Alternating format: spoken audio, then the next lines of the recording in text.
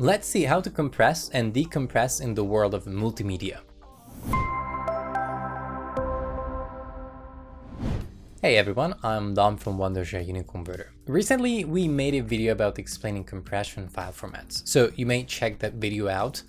But in today's video, we'll see how to compress video and audio and image files with the UniConverter and another way where you can also decompress them after. As your first step, download the UniConverter in case you don't have the software yet. You can do that by going to videoconverter.wondershare.com. It's available for both Windows and Mac computers. Open the UniConverter, click on the compressor tool, which you'll find directly on the home interface. Now, simply drag and drop your files to import them.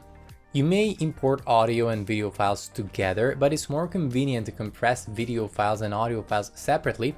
I'll tell you why in the next step.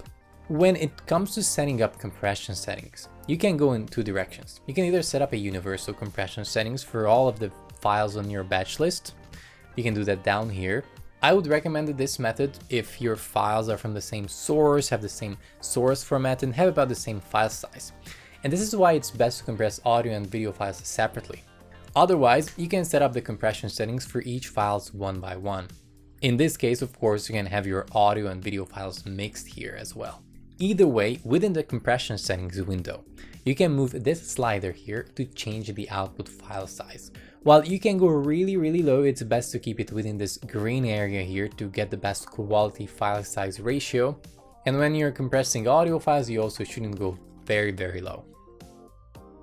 If you're more advanced, you can go to the advanced settings and choose your own values for these attributes, but leaving them as they are is completely okay. The output format for videos is MP4 by default, and it's MP3 for audio files.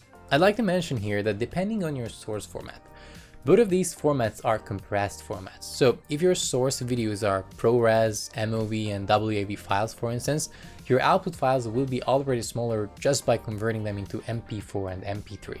Choose these settings according to your own needs nonetheless. As a final step, choose yourself an output folder where you'll find your compressed files, and then finally click on Start All. Okay, so that's how to compress audio and video files. Let's take a look at image files. For this next task, close the compressor and open the Image Converter tool. Import your image files. Now again, you can choose the same output settings for all, or you can do it one by one. Now we have videos up on the channel explaining all sorts of formats, including image formats. So if you watch that, you'll see that there are more compressed and less compressed formats, just like when it comes to video and audio files. So this means that essentially converting is often resulted in compressing as well.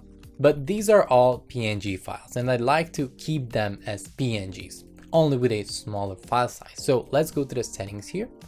I could change the resolution here, and that would already result in a lower file size, but we don't want that. Instead, just move this slider here to change the quality. Don't go too low though. When you're done, click on Start All. Now the methods we've just checked out are final in terms of compressing. We took data out of the files that we can't put back anymore. In other words, we can't decompress them. In order to be able to decompress afterwards, we need to use other compression formats such as .zip or RAR.